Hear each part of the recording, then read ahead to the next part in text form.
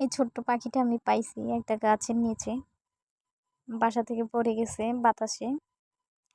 পাখিটা খুবই ছোট, হাঁটতে পারে, উঠতে পারে না, উঠতে শিখে নাই এখনো। তো নিয়ে আসছি পাখিটা। সম্ভবত টুনটুনি পাখি হবে, আমি সঠিকভাবে বলতে পারতেছি না। পাখিটা খুবই কিউট, আমার কাছে খুবই ভালো লাগছে।